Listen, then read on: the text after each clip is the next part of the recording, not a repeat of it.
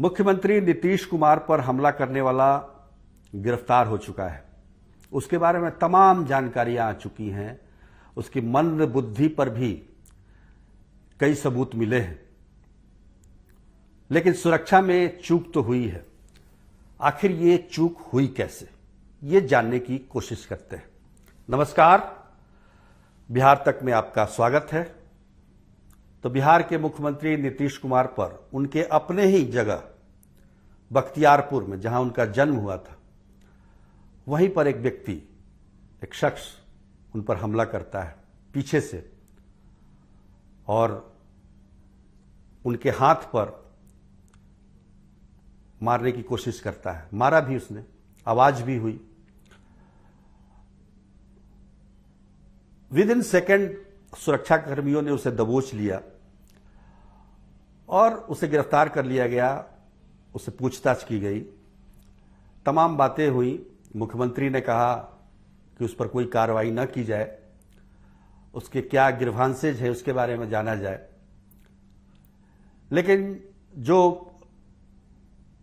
उस शख्स को जानने वाले हैं, उसका नाम है शंकर कुमार वर्मा उर्फ छोटू, जो कि 32 साल का है, 2 शादियां कर चुका है, दोनों पत्नियां छोड़कर जा चुकी हैं, 4 बच्चे हैं, काम धाम कोई नहीं करता है। अपने चाचा के चांदी सोने के दुकान पर कभी कभी बैठ जाता है, कभी रात भर गायब रहता है, कभी पटना चला जाता है। तो ये उसकी दिनचर्या है।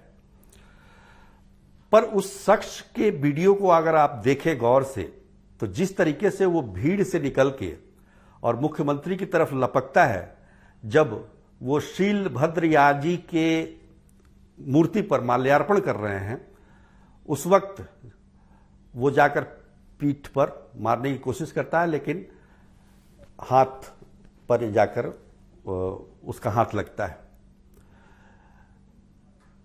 जिस तेजी से वो जा रहा है, उस तेजी को देखकर यही लगता है, और जैसा कि बताया जा रहा है कि मानसिक रोगी भी है वो व्यक्ति, तो किसी न किसी के कहने पर उसने ये काम किया है।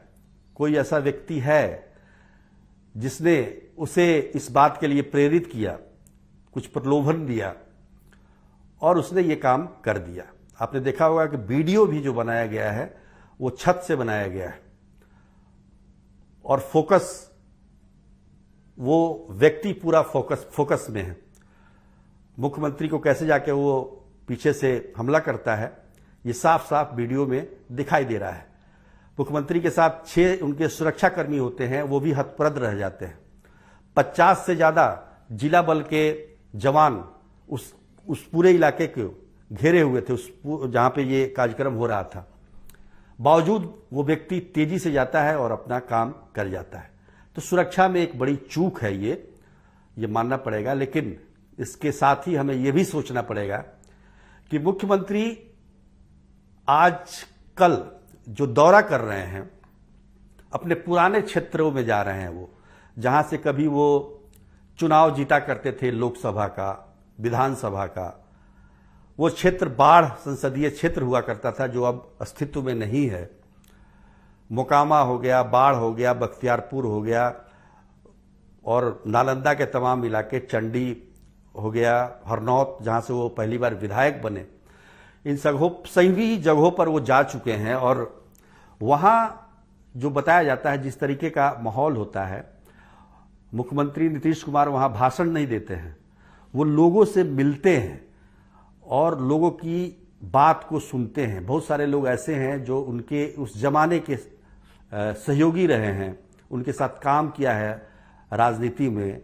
वो लोग जो वर्षों से उन्हें नहीं मिल पाए हैं, उन लोगों से मिलने के लिए वो जाते हैं। और इस क्रम में क्या होता है कि वो बैरिकेटिंग जो भी होता है उसको तोड़कर आगे तक निकल जाते हैं और लोगों से बड़े प्रेम भाव से मिलते हैं। एक इमोशनल, हम कह सकते हैं, ये मुलाकात होती है पूरी तरीके से। और इसमें सुरक्षा व्यवस्था और बैरिकेटिंग, इन तमाम चीजों का कोई ख्याल नहीं रहता है।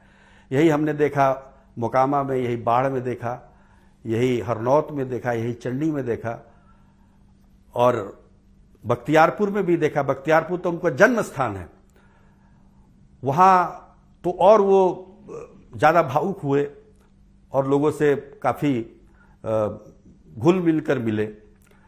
यहां तक कि मुख्यमंत्री लोगों से उनकी अर्जियां खुद अपने हाथों से लेते हैं। सुरक्षाकर्मी उनसे नहीं लेते हैं, वो अपने हाथों से लेते हैं। उनका मानना है कि लोग मुझे मुख्यमंत्री के तौर पर नहीं बल्कि पुराने जब सांसद हुआ करते थे उस तौर पर लोगों से वो मिले, लेकिन सुरक्षा कारणों से और जो मुख्यमंत्री का जो पद है, जो प्रोटोकॉल है, उसका इसमें पालन नहीं हो पा रहा है।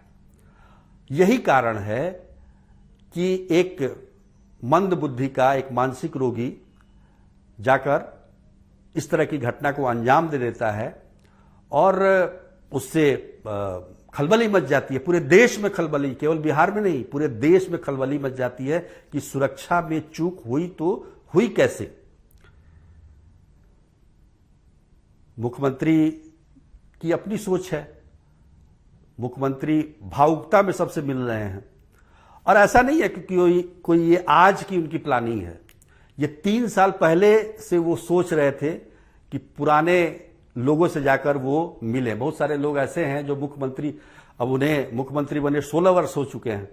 इस बीच में बहुत सारे लोगों से मिलना जुलना जो हुआ करता था वो छूट गया है। उनसे मिलने के लिए उन्होंने ये कार्यक्रम बनाया। ये 3 साल पहले उन्होंने सोचा था 2019 में, लेकिन बीच में 2021 में कोरोना की वजह से ये मामला टलता गया। हालांकि बोलने वाले लोग ये भी कह रहे हैं कि वो इसलिए घूम रहे हैं क्योंकि वो चुनाव लड़ना चाहते हैं, लेकिन इसमें कोई सच्चाई नहीं है। तो मैं आपको ये बता रहा हूं कि ये सुरक्षा में चूक जरूर है, लेकिन इसमें मुख्यमंत्री की भावनाएं भी जुड़ी हुई है, उनकी भावुकता भी जुड़ी हुई है, उन्हें पुराने लोगों से मिलने की चाहत भी जुड़ी हुई है। ये तमाम बातें हैं, इन सब बातों पर ध्यान रखने की जरूरत है और सुरक्षा में भी चूक ना हो, इस पर भी ध्यान रखने की जरूरत है। आप बताइए, अगर मुख्यमंत्री की सुरक्षा में चूक हो जाता है, भले ही भावुकता में हुआ हो, कोई नुकसान नहीं हुआ बहुत ज्यादा, लेकिन उसका असर पड़ा, आपको नहीं पता है, उसका व्यापक असर पड़ा। एक कार्यक्रम हो रहा था इसी बिहार में एक फिल्म स्टार का, उस फिल्म स्टार ने वो वीडियो देखा जब मुख्यमंत्री पर हमला हुआ, वो कार्यक्रम छोड़कर चला गया क्योंकि उसे भी डर लग गया।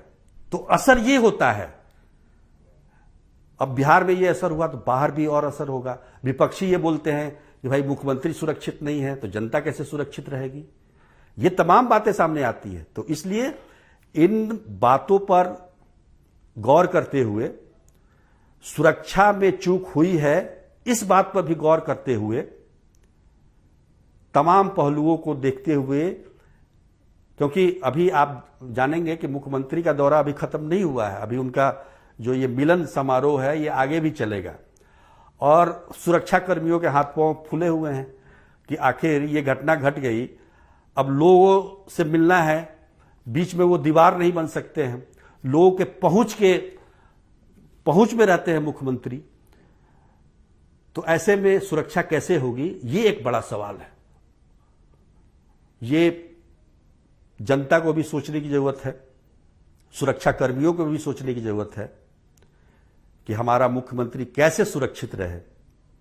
इन तमाम पहलुओं पर ध्यान देने की जरूरत है और जो कार्रवाई होनी है वो तो होके रहेगी, क्योंकि ये प्रोटोकॉल है और इस तरह की घटनाएं, सुरक्षा में चूक एक व्यवस्था को कमजोर करती है। तो इसे हमेशा मजबूती से बनाए रखने की भी जरूरत है। आज के लिए बस इतना ही, तब तक के लिए धन्यवाद।